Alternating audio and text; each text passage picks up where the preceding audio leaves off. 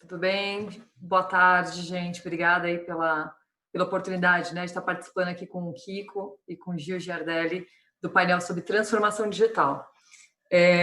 Dentro do nosso objetivo, né, Kiko e Gil, a gente vai falar um pouquinho sobre se a cidade conectada é uma cidade inteligente, né?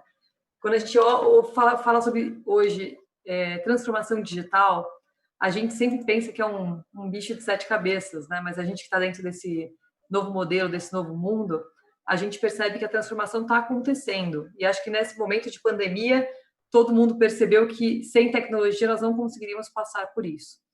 Quando a gente olha para a saúde e a gente vê todo esse trabalho maravilhoso, né, que os médicos estão fazendo no cuidado das pessoas e nesse modelo de distanciamento social, a tecnologia permitiu que o cuidado continuasse via telemedicina, né? Então, a tecnologia estava ali presente, permitindo que as pessoas pudessem ser cuidadas. Quando a gente olha para as escolas, que também paralisaram nesse momento, a tecnologia permitiu que, mesmo à distância, professores e alunos continuassem nesse caminho de desenvolvimento, né, de aprendizagem, de troca e convívio. Quando a gente vai para um ambiente e olha para a tecnologia no que tange a segurança, monitoramento das cidades, a gente sabe que ainda mais uma cidade como São Paulo, Rio de Janeiro, né, que é onde nós estamos, são grandes cidades, mas se a gente olhar para o Brasil como um todo, a gente tem uma grande oportunidade de utilizar a tecnologia para melhorar a segurança, para melhorar o convívio das pessoas, para fazer com que exista mais acesso, exista mais segurança no que tange a tranquilidade e o convívio, né, o ir e vir.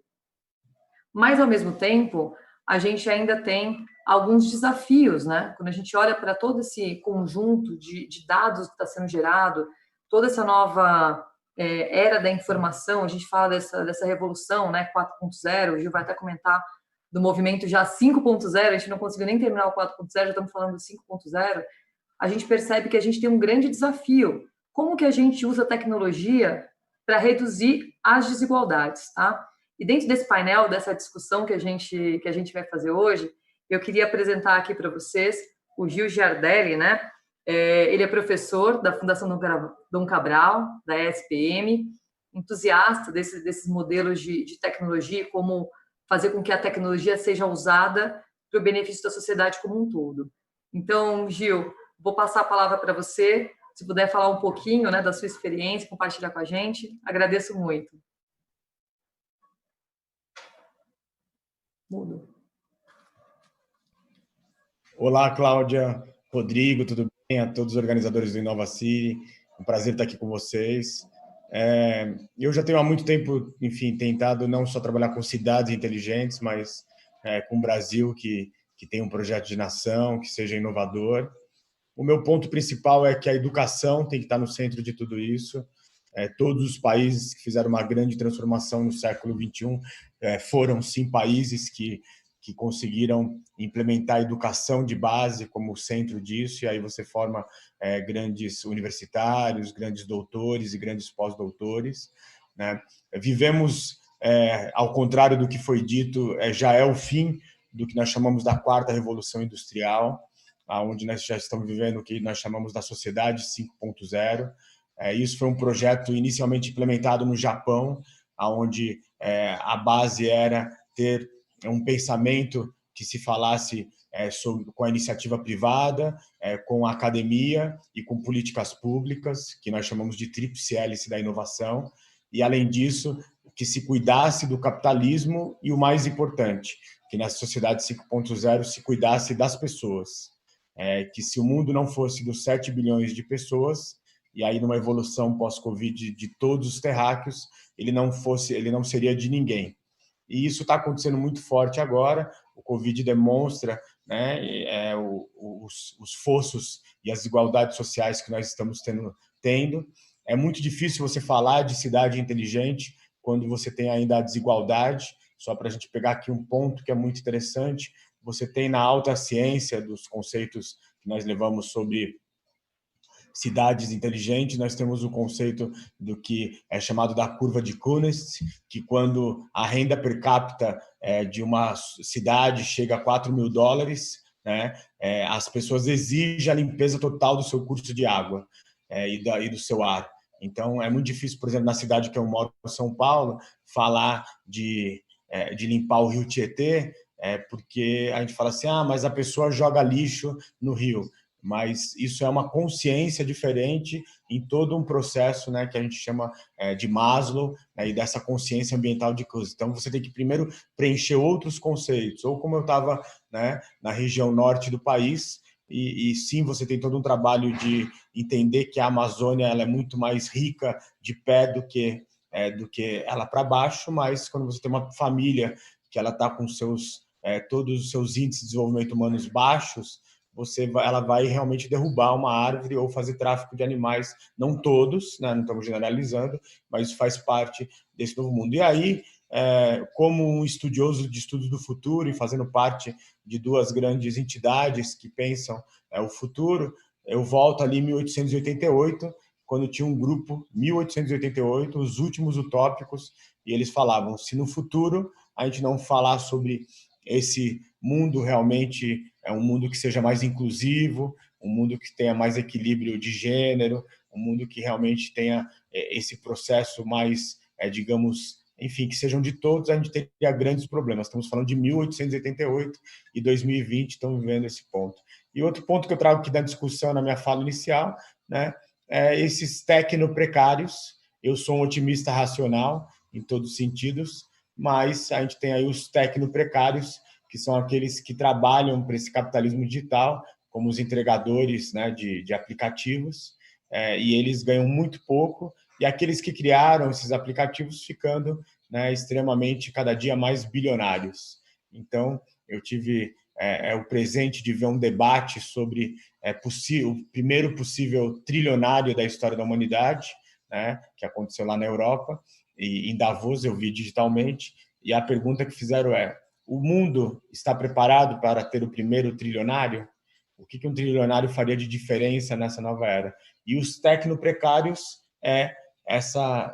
enfim, ao contrário desses bilionários, né, que estão se tornando cada dia mais ricos. Dito isso, também, eu falei num debate, ficaram muito impressionados com isso, que já acabou a era digital, né? Então eu sei que o nosso debate fala sobre a era digital, sobre, né, a transformação digital, mas agora é a era do conhecimento. E já que acabou a quarta revolução industrial, eu volto na primeira revolução industrial. Quando ela começou, tinha um conceito chamado ludismo, né? Foi Nelson Lud que ele lutava contra as máquinas de automação de costurar, porque ele acreditava que as costureiras iam perder o emprego. Por causa dessa luta que ele levou para a vida dele, ele perdeu a vida dele, e aí se criou o ludismo. E aí o que aconteceu? Hoje nós não temos o ludismo, mas nós temos a paixão pela ignorância. São milhões, talvez bilhões de pessoas que optaram por não saber, já que o mundo está tão complexo, deixa eu viver ele no passado. E aí o contrário disso é a sociedade do conhecimento. Obrigada, Gil. Obrigada pela sua exposição inicial. A gente vai voltar contigo. Eu vou passar agora um pouquinho da pergunta, né, da oportunidade para falar para o Rodrigo, né, conhecido como Kiko Afonso, que é CEO da Dynamo, é membro consultivo, né, do Comitê Nacional de Startups, foi aí um grande apoiador, né, líder dentro dessa busca por um marco regulatório das startups junto ao Ministério de Inovação e Tecnologia aqui do Brasil. E também, né, dentro dessa linha de ação social, é diretor executivo da ONG Ação e Cidadania. Então, Rodrigo, como é que você vê? Acho que o Gil comentou de uma forma bem interessante, né, trouxe à tona essa questão dos trilionários e do que ele chama de tecnoprecários, né? Eu acho que é bem essa contradição entre a gente ter pessoas que ganham, né, acabam tendo um ganho muito grande financeiro com o avanço da tecnologia, enquanto outras estão tendo uma perda muito grande. Então, isso vai acabar amplificando a desigualdade social nesse momento de transição tecnológica, né? Então, se você puder comentar um pouquinho pela sua experiência, né, no que a gente olha, quando a gente olha para inovação, tecnologia e desigualdade, se você puder comentar um pouquinho, eu agradeço muito sua ajuda.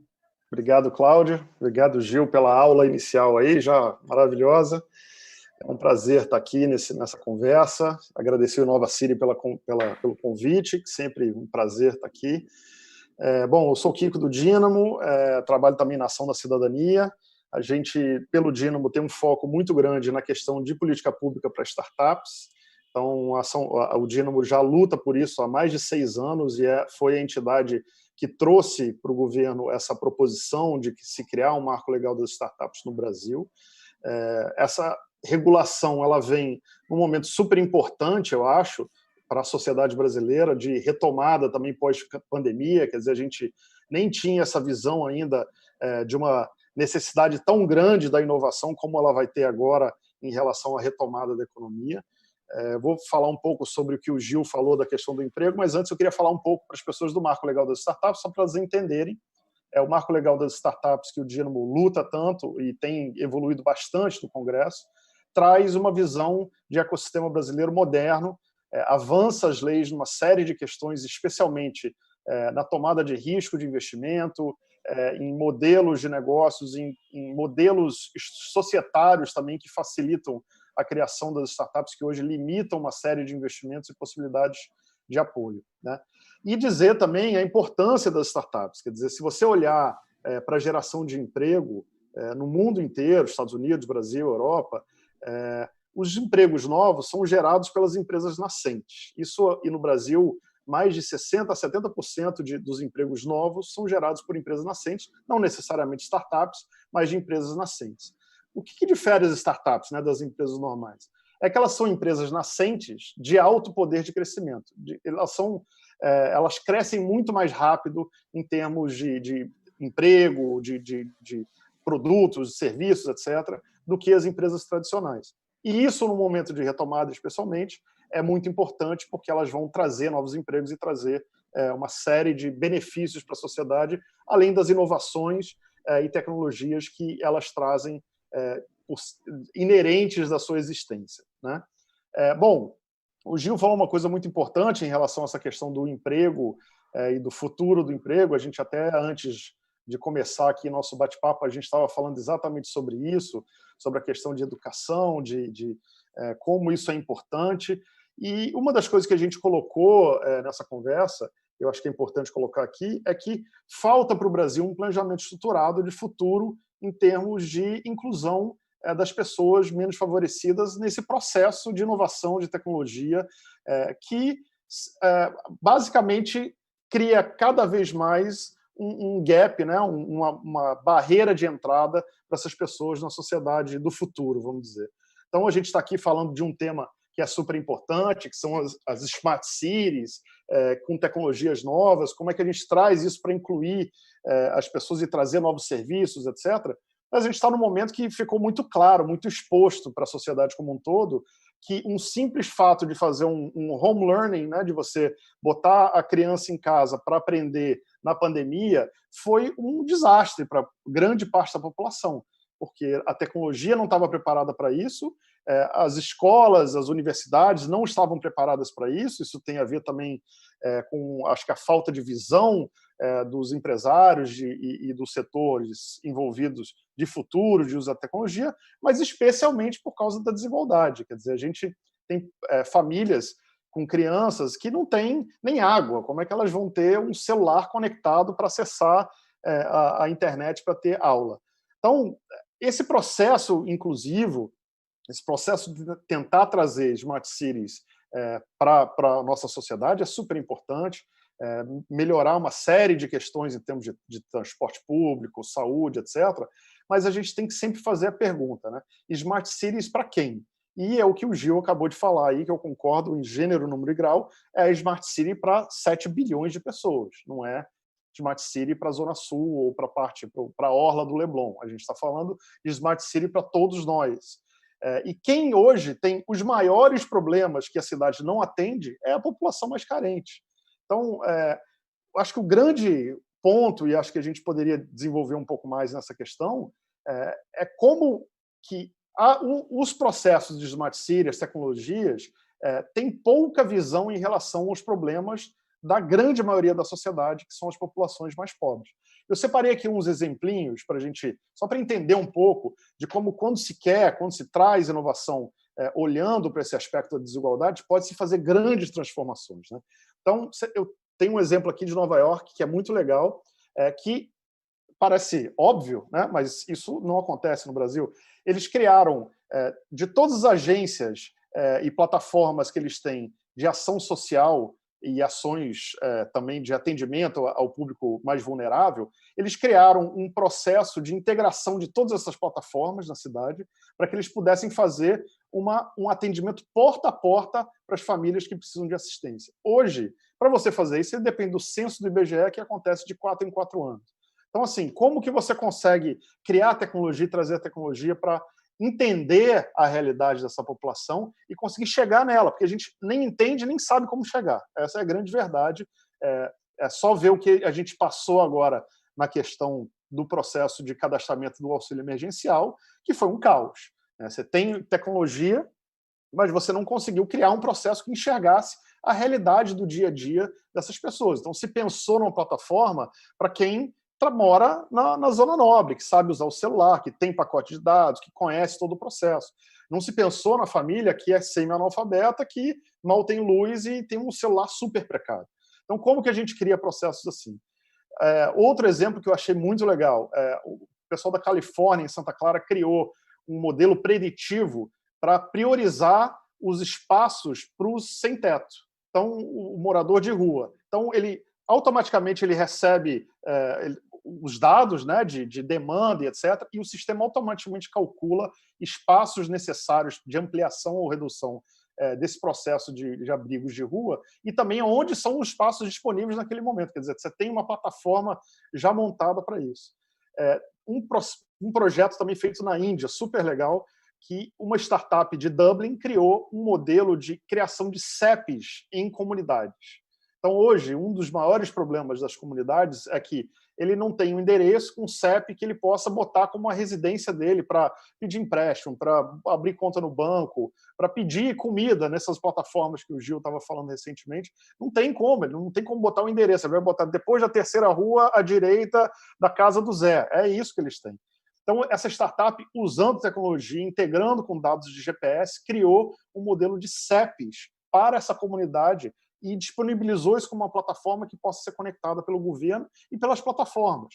Então, quer dizer, olhando nesse aspecto, quando se pensa a cidade, pensa-se a necessidade da tecnologia para o cidadão, e em especial o cidadão que mais precisa, é possível criar muita tecnologia que solucione, de fato, os problemas que a sociedade tem. Então, queria iniciar mais ou menos com esse papo, e aí a gente vai evoluindo aí ao longo da conversa. Kiko, obrigada aí pelo seu posicionamento, eu concordo totalmente, né?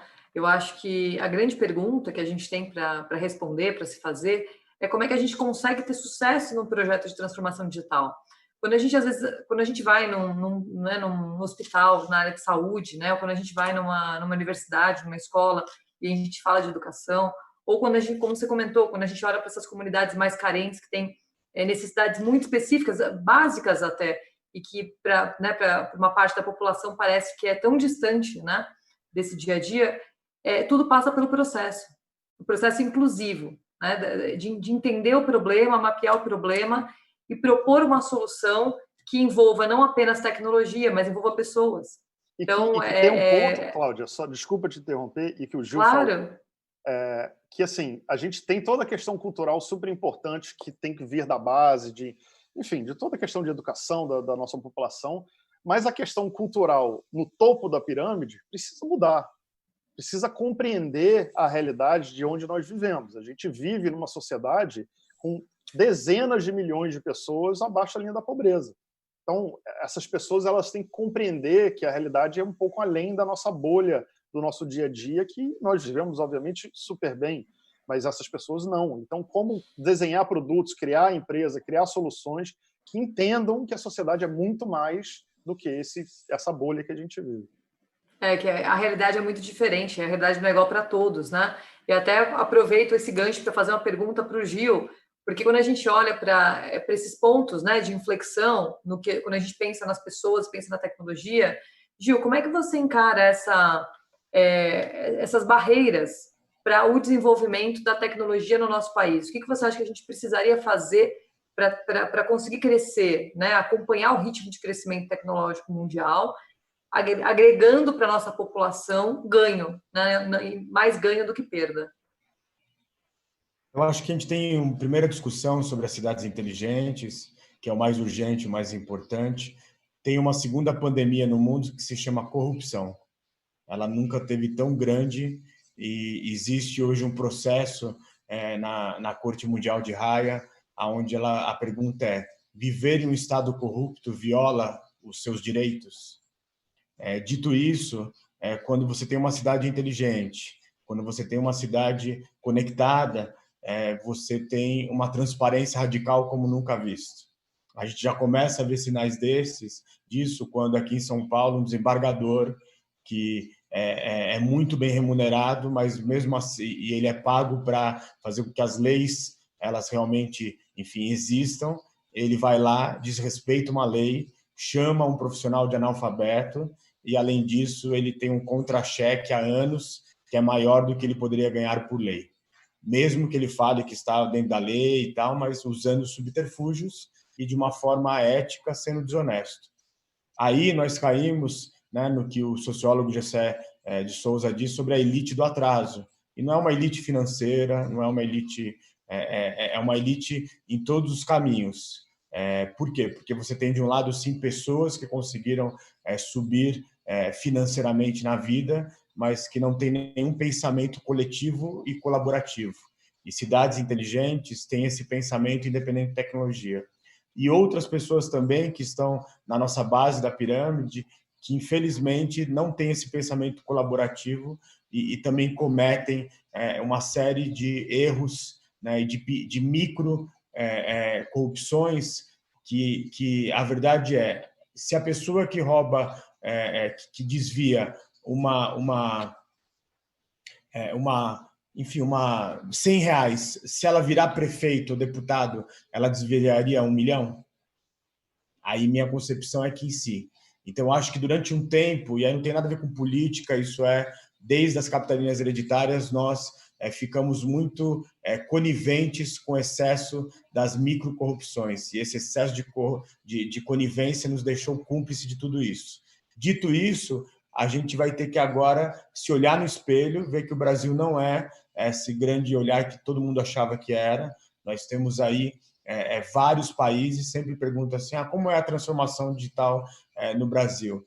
Você tem um Brasil aqui dentro que tem robôs aqui no meu laboratório, que são os mesmos que estão lá em Londres, no MIT, e no Japão, e você tem, como bem disse o Rodrigo, pessoas, né, milhões, acho que são 70% das pessoas que não têm saneamento básico, né? Então, a gente vai ter que ter esse processo. E aí, o que eu acho que mais, respondendo a sua pergunta e não está diversando, eu acho que a nossa grande elite do atraso, sem demonizar, mas um pouco demonizando, se chama política. A política não quer a transparência radical, a política não quer as cidades inteligentes, a política quer o caos, porque aí, no caos, você consegue ter tantos esses desvios do que estão acontecendo. Eu participei, antes da pandemia, de um congresso organizado pelos Tribunais de Contas dos Estados e da União, né, e era sobre o primeiro congresso antifraude e corrupção. E lá me chamaram para falar sobre dados, né, que você é uma grande especialista, sobre inteligência artificial. E o que eu escutei de uma pessoa de um Tribunal de Contas do Estado, de um grande Estado, que ele falou assim, Gil, o cidadão ele está cansado de falar assim, olha, acabamos de detectar que roubaram tantos milhões. O que a gente precisa se preparar agora é para falar assim, nós evitamos que foi desviado tantos milhões. Então, é ser preditivo realmente. Então, assim, o que me acalenta é que tem uma geração de novos brasileiros chegando que são a antítese daquele Macunaíma e do Zé Carioca encarnado naquele procurador, daquele desembargador da Justiça aqui de São Paulo. Obrigada, mas a gente vai acabar feliz. O começo é para esquentar, mas a gente vai acabar feliz.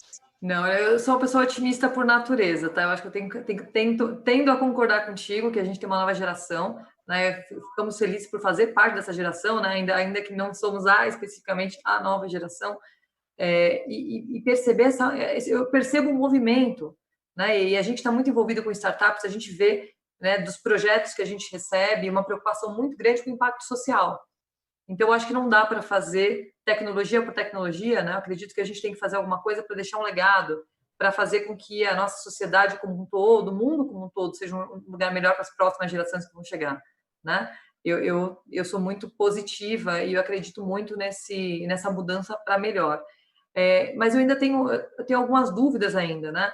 Como é que a gente consegue fazer, como você comentou, né? A gente tem um problema estrutural ainda voltado para essa coisa da raiz brasileira, da corrupção, né? Que tá ainda um pouco arraigada no nosso jeitinho de resolver as coisas, muitas vezes. Eu nem acho que, às vezes, a intenção inicial é essa, mas acaba se transformando, né, ao longo do tempo na questão de como tiro vantagem, né?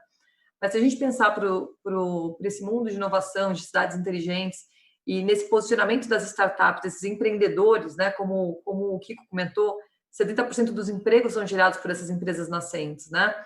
E aí, Kiko, pela sua experiência, esse acompanhamento que você tem com essas startups, como é que você vê que essas startups, que esses novos empreendedores podem contribuir para fazer com que esse ambiente seja mais democrático, que a corrupção, né, seja um item a ser cada vez mais combatido, né, e evitado a qualquer custo, porque realmente o custo para a população como um todo é muito grande. Mas como é que você vê que essas startups, esses empreendedores poderiam contribuir para que o acesso à tecnologia fosse mais democrático e mais inclusivo? Ótima pergunta. Bom, acho que tem uma mudança cultural vindo aí, eu concordo com o Gil nisso também, de que existe uma geração nova de entidades entrando nesse processo e entendendo um pouco mais a importância do seu papel na sociedade, né? Enxergando um pouco além de que a empresa ela precisa ser apenas um veículo de geração de lucro e acabou. Isso tem por dois motivos. Pela questão cultural, essa juventude cresceu entendendo o que é corrupção de uma maneira muito clara, né? Isso os afetou no seu dia a dia, uma série de outras questões, e essa questão também de entender um pouco melhor o Brasil, a pobreza no Brasil, isso está muito mais escancarado do que era algumas décadas atrás.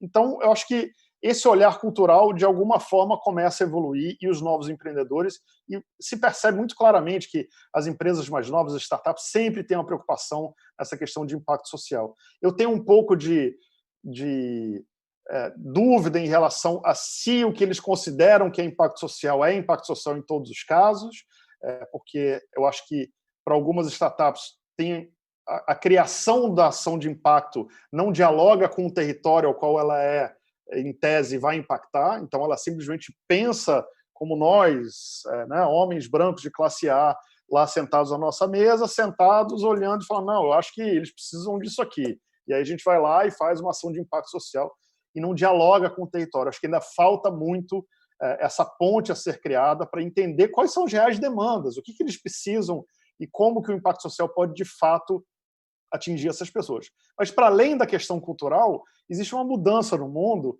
que é muito forte, Cláudia, certamente você já se deparou com isso, é que os grandes fundos de investimento estão obrigando agora as investidas a terem resultados de impacto social, de sustentabilidade em relação ao meio ambiente, em relação a causas sociais e tudo mais. Então, você vê a BlackRock anunciando aí ano passado, eu acho, dizendo que ela tinha um timeline curto, que a partir daí todas as investidas iam ter que dar resultados de impacto ambiental ou social, senão ela ia simplesmente tirar o investimento dessas empresas.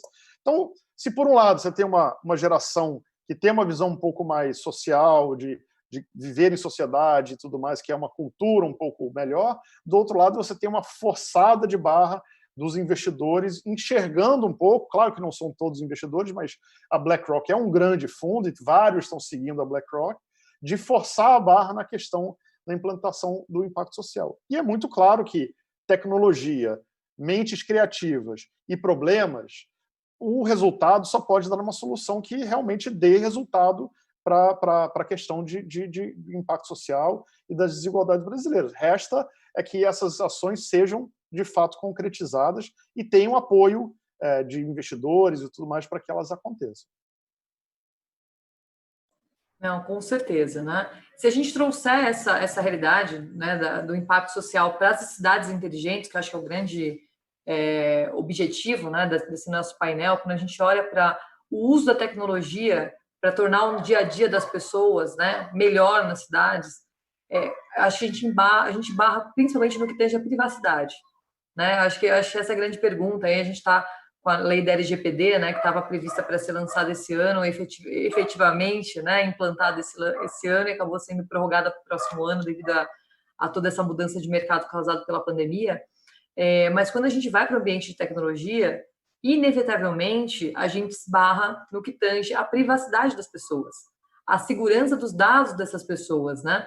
E quando a gente olha para esse contexto todo de uso da informação, de uso dos dados, como é que você enxerga isso, Gil? Né, pelos projetos que você tem participado, tanto na área de educação, quanto na área de cybersecurity, como é que você enxerga o impacto do uso da informação e da privacidade e segurança dos dados nesse mundo de cidades conectadas, né, cidades que estão cada vez mais inteligentes?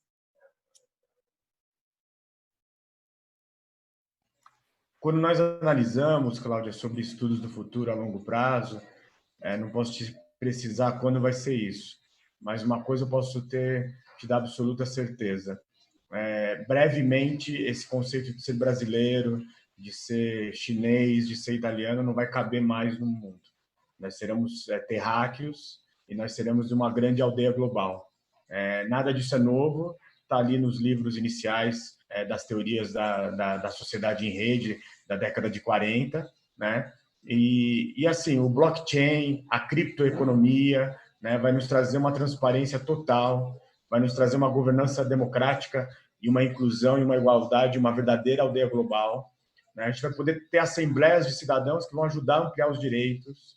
Né? A gente vai ter, enfim, as máquinas inteligentes nos ajudando. E nós já estamos no começo disso.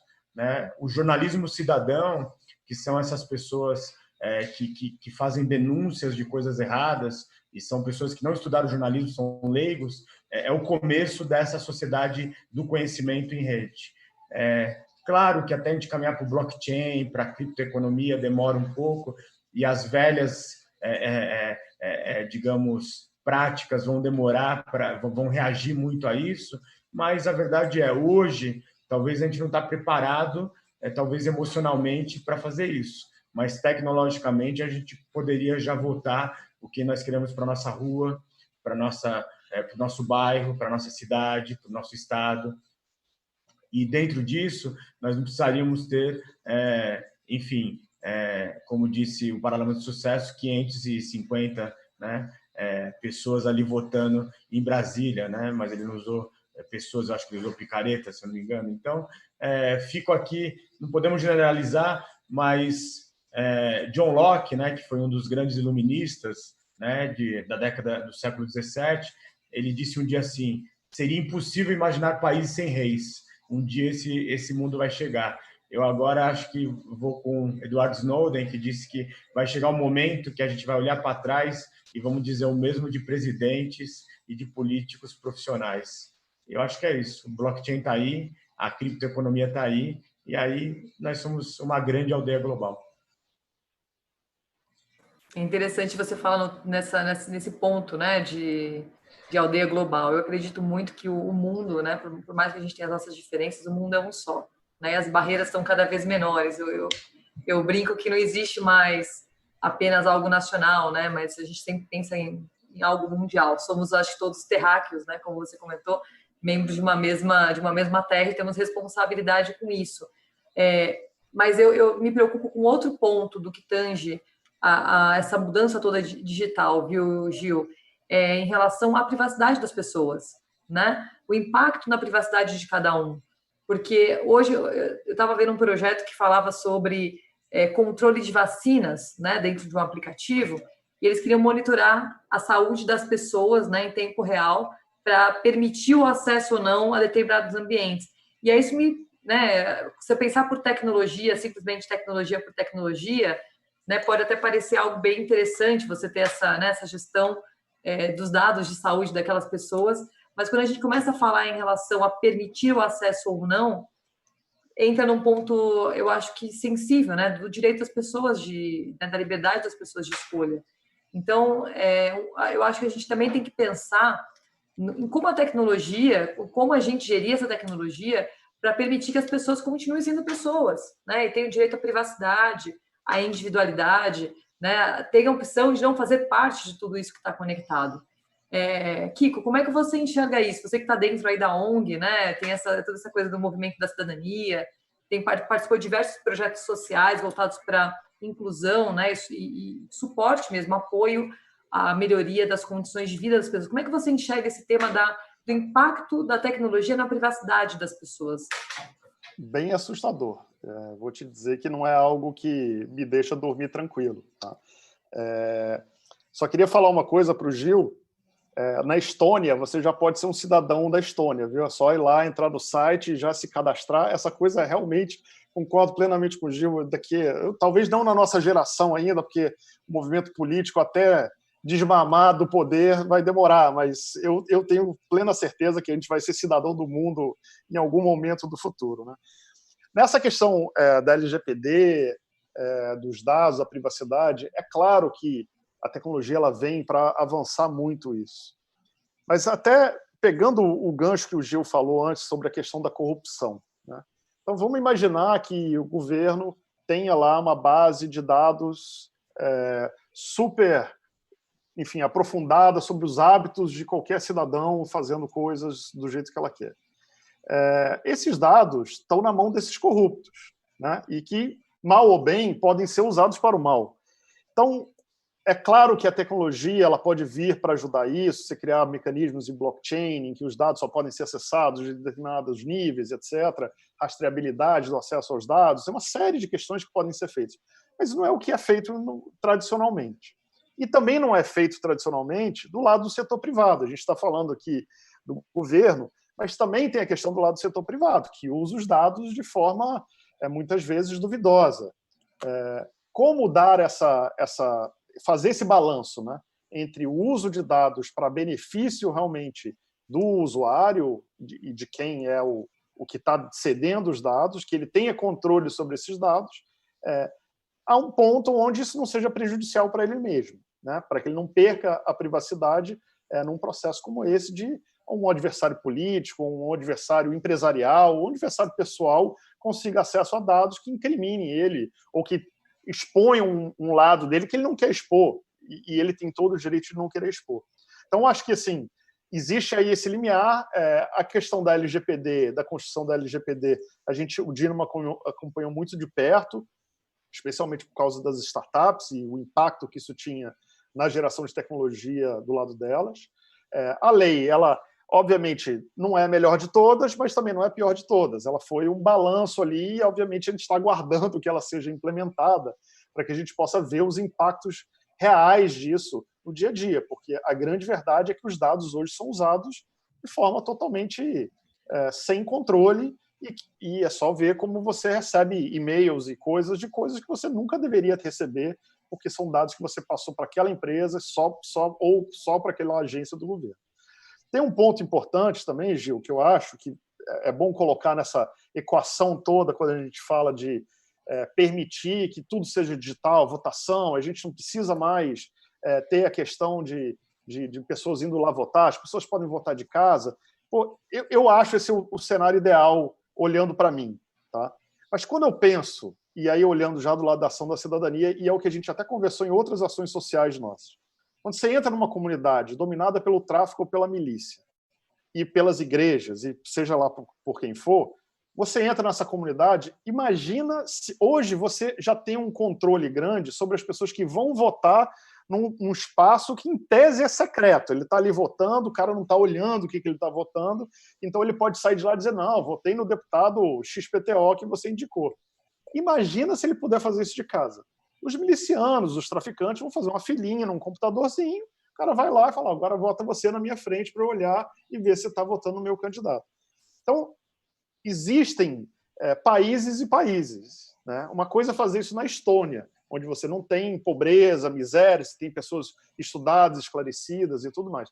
Outra coisa é fazer isso numa realidade brasileira, que é um país continental, onde você tem desde pessoas totalmente analfabetas, que não sabem nem o que é esse documento, que nem sabem o que é votar, e que vão ser obrigadas a tirar seus títulos para entregar na mão de pessoas para votarem, e temos aqui a nossa elite econômica, cultural, etc., que tem pleno conhecimento do que é votar e a importância disso. Então, esse ponto da desigualdade é porque isso sempre tem que entrar na equação do pensamento de tecnologia e uso de tecnologia, especialmente quando você está falando de criar cidades inteligentes e ambientes e países inteligentes, onde a tecnologia ela é acessada por essas pessoas. Não, eu concordo plenamente com você, Kiko, mas eu acho que tem um ponto aí que eu acho que a gente vai ter que rediscutir, que volta lá atrás. Todos os países que se tornaram inovadores conseguiram equilibrar o conceito da corrupção pandêmica, né? Então, eu fiz um debate, né, uma vez com pessoas da Coreia do Sul e da China, com todos os erros que a China tem, tá? Mas a pergunta foi assim, que eu fiz para a pessoa da China: como que vocês conseguiram tirar 600 milhões de pessoas da linha da miséria absoluta? E eles disseram: nós entendemos que todos aqueles que estudassem, que se esforçassem, prosperariam. Talvez alguns primeiros, mas todos prosperariam num curto espaço. E indo 4 vezes para a China, com todos os problemas que eles têm. Hoje você vê isso acontecendo. E você vê que fica a igualdade. E aí eu acho que sobre o que a Cláudia falou sobre o conceito da privacidade, eu acho que a gente vai ter que fazer um novo contrato social, né? Que a gente fez o primeiro contrato social nosso na Revolução Francesa, e fazer um novo, porque a privacidade acabou. Eu posso assegurar para vocês que hoje nós temos ferramentas e temos pessoas de pós-doutorado do outro lado tentando quebrar qualquer tipo de criptografia. Quando chegar a computação quântica, então, a coisa vai ser completamente diferente. E aí, só para colocar uma pimentinha no nosso ponto, o LGPD, eu sou uma das poucas vozes que me levanto contra ela. Na minha opinião, tá? E aí depois a gente pode fazer um outro debate sobre isso, ela defende o status quo, ela defende essa elite do atraso, e mais do que isso, ela inibe a inovação. E o pior, nós pegamos uma lei europeia que tinha, se eu não me engano, 180 pontos, pegamos 70 pontos dela, só que essa lei europeia teve todo um planejamento para defender as startups europeias, né, da comunidade europeia, do ataque chinês e do ataque americano. E aí a gente trouxe para cá, e aí inibe nossas startups, tá? E aí, dentro disso, só para... não estou dizendo que eu apoio, ainda estou pensando nisso. Platão defendeu, né, lá atrás, que todos os governantes, estou falando de Platão lá na Grécia Antiga, tinham que ser reis filósofos.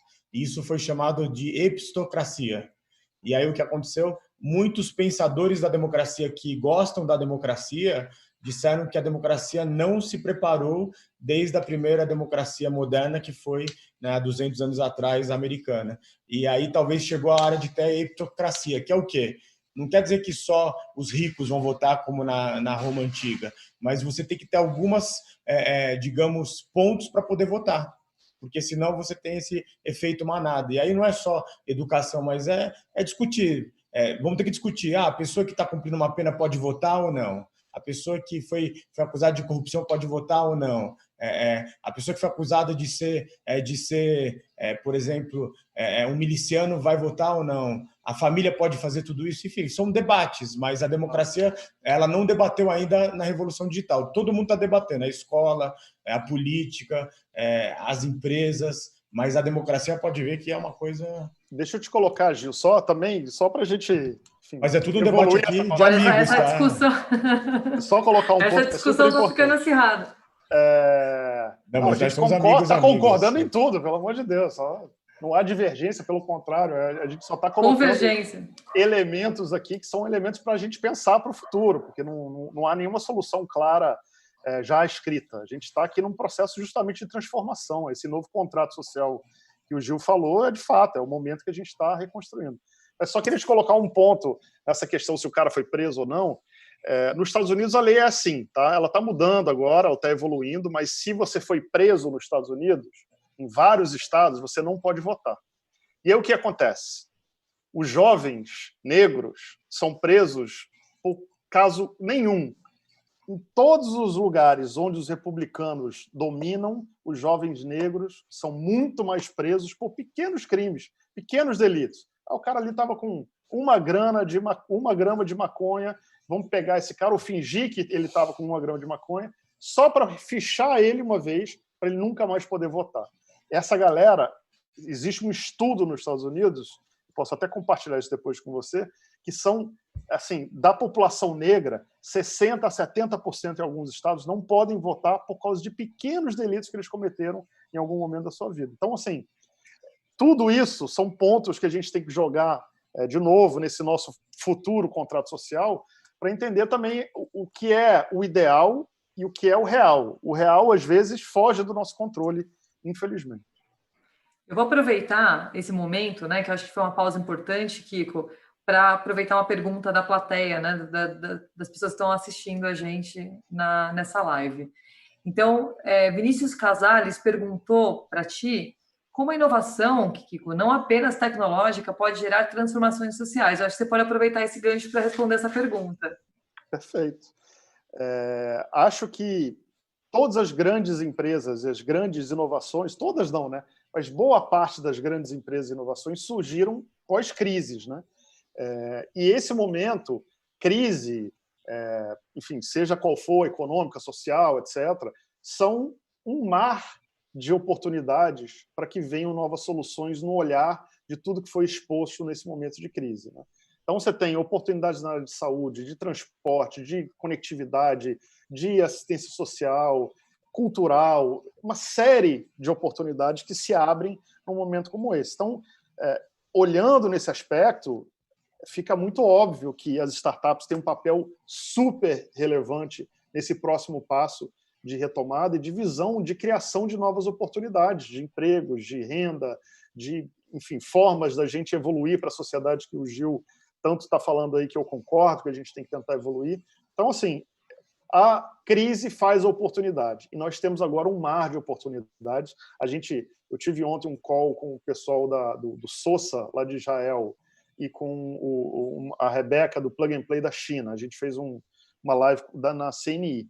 E estava justamente debatendo essa questão da retomada, da economia e tudo mais. E a conversa foi incrível e está muito claro para eles que esse momento é um momento de grande oportunidade para enxergar soluções e tecnologias que estão vindo e que possam alavancar coisas que estavam paradas há décadas. Essa questão que a gente estava falando antes da saúde, da telemedicina, que no Brasil ficou parado por uma questão regulatória por muito tempo, e de repente, na necessidade, é liberado, e aí você tem uma série de soluções que podem solucionar o que as populações mais carentes não têm, como chegar no hospital. Elas até, algumas têm celular, mas não conseguem ter consulta. Então, a gente fez uma parceria pela Ação da Cidadania com uma entidade justamente para oferecer atendimento para essa população via celular, porque elas não tinham como chegar no hospital, não tinha atendimento. Então, eu acho que é muita oportunidade que tem agora, o investimento vai voltar gradativamente, e com isso, as startups têm que estar prontas com as suas ideias, olhando os problemas que a gente tem agora como sociedade. São os problemas sociais e os problemas de futuro, aí, todas que o Gil e nós aqui estamos discutindo tão bem. Olha, eu vou aproveitar e mandar uma pergunta para o Gil, também aproveitando uma pergunta da plateia, tá? A Tatiana Maia Lins perguntou, Gil, como as startups podem contribuir para que tenhamos cidades mais inteligentes? Eu acho que você pode contribuir com a gente aí, dando sua opinião nesse sentido. Eu acho que tem uma outra urgência que ela vai ter que ser resolvida junto com o Covid-19, que chama crise climática. Se a gente está aqui já há 7 meses praticamente confinados, acreditem que a crise climática é tão ou mais séria do que o Covid-19. E eu acho que está na hora são as startups que vão dar as respostas de consumo consciente, de energias limpas, de outros tipos de transporte, enfim, de uma nova, de um capitalismo mais inclusivo, de um capitalismo mais consciente, né? É muito fácil você falar nas grandes empresas da sociedade, o que nós chamamos de corporações 360 graus, que são aquelas corporações que pensam o lado social, mas também são atores econômicos, mas quando bate na Bolsa de Valores é outro conceito, mesmo que você tenha aquelas empresas chamadas B Corporation. Então, eu acho que a revolução ela é silenciosa e eu acho que a ação climática e a justiça social vem pelas startups quando, né, Aqui em São Paulo, eu já levei dezenas de executivos para conhecer esses locais de trabalho coletivo, né? Como o Cubo, né? E outros espaços. No começo da Campus Party, levei muitos presidentes para ver o que era a Campus Party antes de criar esse crescimento. Então, eu acho que começa um movimento de ver, né, digamos, os C-levels, ver que está acontecendo algo diferente. E eu acho que a maior startup hoje social, na minha opinião, esqueçam conceitos políticos, mas se chama aquela menina Greta Thunberg, né, que até depois demonizaram muito ela, mas assim, tem que entender como ela é uma startup social, né, na verdade, uma empreendedora bonsai, que é uma pessoa só. Ela é uma menina, agora ela está com mais idade, mas com 13 anos de idade, com traço de autismo. Durante 10 semanas, ela ia toda sexta-feira com seu cartaz pedindo atitude sobre mudanças climáticas. Na 11ª semana, apareceram 20 pré-adolescentes, né? E agora, antes do Covid, ela conseguia, em milhares de cidades, né, reunir pessoas saindo pelas ruas aí, pré-adolescentes, pedindo atitude dos adultos em mudança climática. Então, acho que é isso. Acho que a startup social, a startup de negócio, acho que cabe o lucro, mas cabe o propósito. E o que eu mais fico feliz como professor é de ver que essa geração, sim, é importante o lucro, mas mais importante do que o lucro é os valores. Então, é a era dos valores da transparência radical. Tenho que concordar contigo, viu, Gil? E assim, eu acho que é importante reforçar, né? A gente que está nesse ambiente de startups, né? Para aquelas startups que ainda têm dúvida de como podem contribuir, às vezes, como você comentou, né? Com essa questão do impacto social, o Kiko também falou bastante que as ventures têm visto muito, irado muito, né? Para como as startups não apenas geram soluções tecnológicas, mas impactam positivamente as comunidades. Eu acho que é sempre importante lembrar, né? Que a ONU tem os 17 Objetivos de Desenvolvimento Sustentável, né? E foram diversas discussões em temas que são importantes para a comunidade mundial como um todo, né? Então, para aqueles empreendedores, né, que têm ideia de fazer alguma coisa para solucionar um problema social, efetivamente, fica aí uma dica, né, para poder pesquisar e acessar um pouco, conhecer um pouquinho mais dessas iniciativas mundiais para a melhoria do nosso mundo como um todo. Eu tenho uma última pergunta, né, que foi o Rafael Veras que fez, e eu achei bem interessante, porque ele começa dizendo, né, que a pandemia evidenciou muitas das nossas dificuldades, né, nossas mazelas, e entre elas é o abismo digital que a gente vive. Como que comentou, a gente não pode comparar a nossa realidade nacional com outros países, né?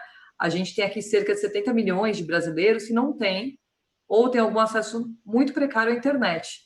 E aí, a pergunta dele, né, que deixou aí, eu gostaria que dessem as suas opiniões, fosse como educar a população para a inclusão digital, nesse contexto todo que a gente tem, né, nessas dificuldades, nesses pontos que a gente tem de inflexão, para formar cidadãos efetivamente incluídos na transformação digital.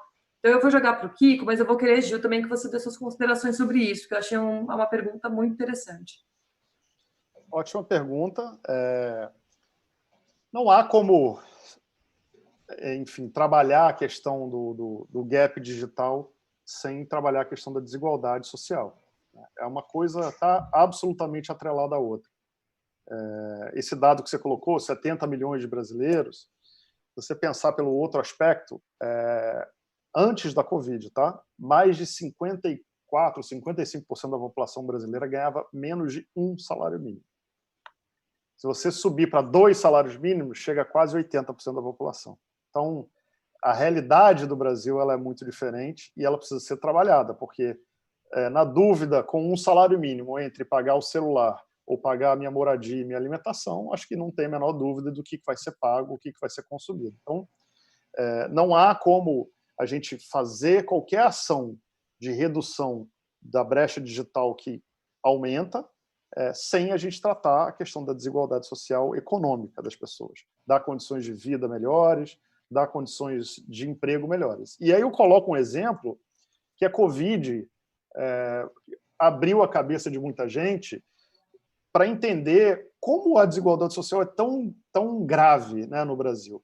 Porque você via pessoas que trabalhavam ao seu lado no seu emprego, né, no dia a dia, conviviam com você, etc., que um mês depois da Covid, de serem impactadas por uma demissão, etc., já estavam em situação de extrema miséria. Um mês depois, ou uma semana depois, em alguns casos. A fragilidade da população ela é tão grande e cada vez mais a precarização do trabalho, e aí vem toda a questão do gig economy, mas também não é só o gig economy, porque na esteira de uma crise como essa, que os empregadores demitem todo mundo, é óbvio que quando ela for empregar de novo, ela não vai empregar pelo mesmo salário que ela estava ganhando antes. Ela vai empregar pagando menos, com todos os discursos de que precisamos recompor, etc. Então, existe um problema de desigualdade social que é o primeiro passo a se dar para a questão de tentar resolver a questão da brecha digital. Não tem jeito, não tem como fugir disso, né? E eu quero só dar um último exemplo, que eu conto isso para todo mundo, porque quando a gente fala da gig economy, de todos os problemas que ela tem, e tem mesmo problemas, tem coisas boas e tem coisas ruins, mas eu quero só deixar um pensamento para a gente refletir, né? Eu peguei um Uber em São Paulo antes da pandemia e o rapaz me viu um pouco chateado, porque eu tinha saído de uma reunião que foi meio ruim, e eu falei para ele, olha, dá um trabalho na ação da cidadania, etc. O que vocês fazem? A gente combate a fome. Aí comecei a falar os números, né, da fome, de pobreza, etc. O cara começou a chorar na minha frente, dizendo, cara, assim, eu sou um cara de classe média, engenheiro, e que não sabia de nada disso. Não estava informado sobre a realidade que é o Brasil, o próprio Brasil. E atrelado a isso, ele me contou a história dele. Ele disse, olha, eu sou engenheiro, ganhava R$ 9.500 por mês num trabalho, que fechou por causa da crise, e eu tive que fazer Uber. E hoje eu tiro um salário de, sei lá, 3, 5 mil reais por mês. Bem menos do que eu ganhava. Mas o meu empregador anterior, a coisa melhorou, ele quis me contratar de novo. E aí ele me ofereceu 4 mil reais. E eu pude, por causa do Uber, dizer não para ele. Porque, assim, pelo menos aqui eu consigo fazer meu horário, tentar procurar outros empregos e trabalhar na hora que eu quero, e não vou ser explorado, depois de ganhar 9 mil, ganhar 4 mil reais para fazer a mesma coisa. Entendeu? Então, assim, tem um balanço aí de oportunidade também que essas pessoas têm, e infelizmente é a última alternativa que elas têm na questão do gig economy, mas que está segurando a ponta de muita gente. Mas é óbvio que essa não é a solução definitiva, porque o trabalho precarizado está aí e a gente precisa resolver isso de alguma forma. Não, Kiko, concordo com você totalmente, né? E eu acho que esse foi um exemplo que a gente tem acompanhado frequentemente, né? Quando a gente pega um Uber, normalmente começa a perguntar, tem o hábito de sempre perguntar, né? Para aquela pessoa que está dirigindo, se aquele trabalho é o único trabalho que ele tem. E normalmente a gente percebe isso, né? A pessoa às vezes tem uma formação, tem uma experiência profissional, às vezes chegou a ter cargos de liderança, né? E está naquele momento por uma questão de falta de oportunidade, trabalhando para poder manter a dignidade, o trabalho que tem, né? E sustentando a família com isso. E também já ouvi outros relatos voltados para a mesma percepção, de que quando eles vão buscar uma vaga formal, a oferta para eles é menor de salário do que eles tiram como um trabalho alternativo, né? Não um trabalho principal. Gil, como é que você vê, né? Pensando nesse mesmo ponto que o Kiko comentou, a gente comentou na nossa conversa anterior, antes de entrar aqui na sala, sobre essa questão da educação básica, né? Como é que você enxerga, né? Qual a sua opinião, qual a sua percepção aí pela experiência que você tem dessa formação que a gente precisa dos cidadãos para que eles sejam incluídos na transformação digital? Primeiro, eu acho que de tudo nós vamos ter que ter paciência, vai ser geracional, eu acho que já está acontecendo nessa geração. Quando você fala com cientistas do mundo inteiro, eles falam que o Brasil está passando por uma grande transformação como nenhum país fez, e é dolorido quando a gente vê o que está acontecendo no Brasil em relação ao combate à corrupção, etc. Eu acho que o outro ponto o mundo está muito polarizado, os iguais se juntam, os diferentes se repelem, mas esse evento aqui chama Inova City, e a inovação ela só acontece quando as ideias opostas se atraem, e as ideias opostas do diferente que nasce o novo. Eu acho que a gente tem que entender que é uma mudança de era, não é uma era de mudanças, e aí não é uma crise econômica, nem uma crise de saúde, é uma crise de civilização. Dito isso, nós que estamos aqui agora no YouTube, nós que temos né, essa teia de conhecimento de amigos como nós aqui, eu, você, o Rodrigo, todo mundo que está por trás desse projeto, a gente pode fazer esse bate-papo delicioso, é entender que a gente se fala muito de empatia agora no mundo, mas aplica pouco. E aí, como o Rodrigo contou várias histórias, eu faço trabalho voluntário há muitos anos, eu virei professor, porque meu primeiro trabalho voluntário foi ser professor aos 17 anos num orfanato, e lá me deu, eu acho que fazer trabalho voluntário diminui todos os seus problemas na vida, porque você sempre vai encontrar alguém que está. E aí um dia eu ajudava na Casa Hope, na Casa de Apoio a Crianças com Câncer, bem no comecinho. Hoje eles atendem 500 pessoas, né, 250 crianças que estão com câncer, 250 acompanhantes, mas na época eles só atendiam 10 crianças e 10 acompanhantes. Chegou uma senhora lá um dia e ela veio no primeiro dia, muito assustada com a cidade de São Paulo, e ela pegou e primeira noite dela, de manhã, ela foi lá no jardinzinho, que era uma casa bem pequenininha, e enterrou um saquinho. No segundo dia, ela fez a mesma coisa. No terceiro dia, todos eram voluntários na época, hoje está profissionalizada. A senhora que cuidava da assistência social foi conversar com ela, né? E aí ela pegou e falou assim: o que a senhora está enterrando? É alguma coisa da sua religião, né? Foi com muito tato. Ela disse: não, que eu fiquei com vergonha, e de um jeito muito simples disse assim: eu não sei aonde há a fossa, e ali eu estou colocando, enfim, as minhas fezes, né? E eu não sei onde há a fossa. Aí aquela senhora ficou muito emocionada, mostrou para ela o vaso sanitário. Ela falou assim: nossa, mas o vaso sanitário é branco, a água é transparente. Eu achei que aqui era para beber água. Eu dou esse exemplo para concluir que esse Brasil é gigantesco e tem pessoas que não têm a ideia, infelizmente ainda, de que existe o vaso sanitário, ainda estão no fosso.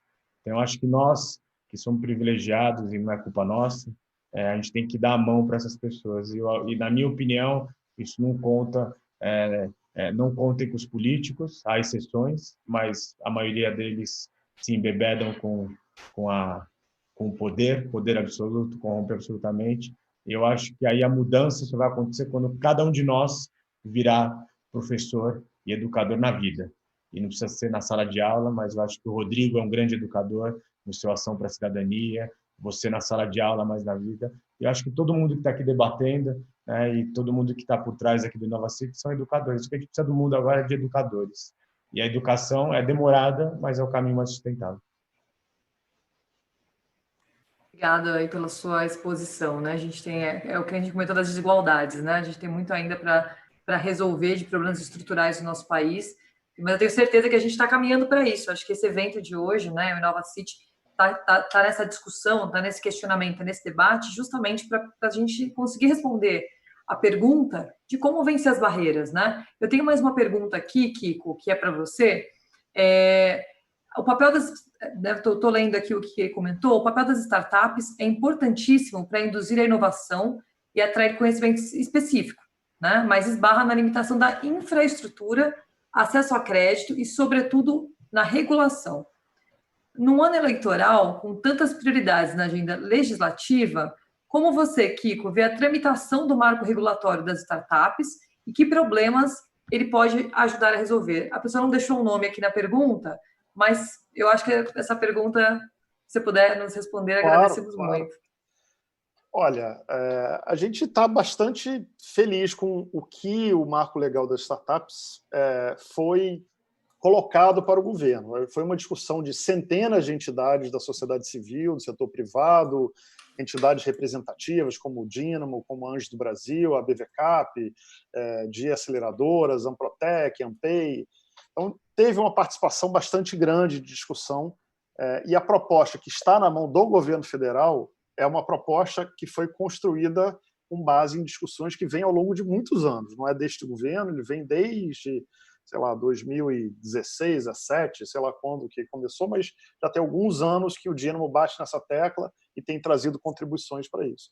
Então, o que vem no marco legal que a gente gostaria que saísse, porque depende, obviamente, do governo aprovar e do Congresso também, é uma proposta que traz a redução de risco para os investidores, especialmente os investidores anjo, que hoje vivem num processo muito complexo, né, de investimento, tem que usar contratos de mútuo conversível, não conseguem, investem em empresas limitadas, limitada tem toda a problemática do investimento, por isso que precisa de um contrato de mútuo conversível. Grandes fundos não conseguem investir em limitadas, elas precisam que transformem em SA, mas SA é muito complexa e muito cara para as pequenas empresas. Então, a proposta ela vem para tentar solucionar uma série dessas questões. Melhorar a questão do investimento anjo, melhorar a questão do societário, com a proposta de criar uma SA simples. Então, você tem uma SA que é muito mais simplificada em termos de burocracia, de processo, de custos, e que permite modelos societários bem mais complexos, mesmo você sendo uma startup nascente. Trata também da questão de compras públicas, onde o governo pode usar seu poder de compra para comprar startups. Tem vários casos que a gente já viu de startups que participaram de processos de escolha pelo governo e, quando foram prestar o serviço, não podiam nem de graça, porque a legislação não permitia. Então, esse processo muda essa questão da regulação da 8666, de uma série de questões de possibilidade de contratações de startups, muda também fundos de governo, fundos que podem aplicar em startups também. Então, de fato, nessa questão, o marco legal ela traz uma série de mudanças em termos regulatórios e que vão alterar o nosso padrão em termos de ambiente. Tá? O Brasil vai se equiparar em termos regulatórios, se o marco legal das startups for aprovado, a ambientes internacionais. Tá? A gente procurou tentar trazer coisas até mais modernas do que muitos países. O ponto que nós estamos essa legislação não foi do governo ainda para o Congresso, infelizmente, apesar de toda a nossa briga, isso está travado ainda no governo federal. O Congresso já tem uma comissão montada, já está discutindo uma proposta que viria do Congresso.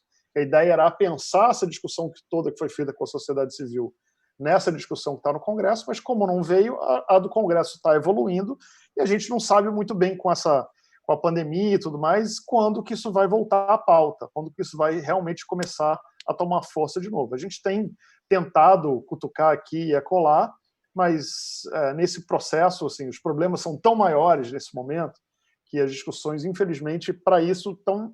Você vê, a reforma tributária demorou tantos anos para ser proposta, e o que veio ontem foi pífio, né?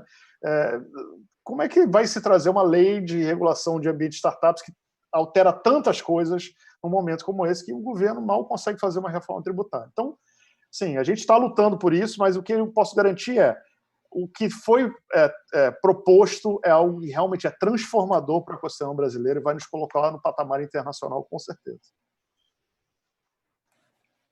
Eu vou jogar essa mesma pergunta, mas num tom um pouquinho diferente para o Gil, né?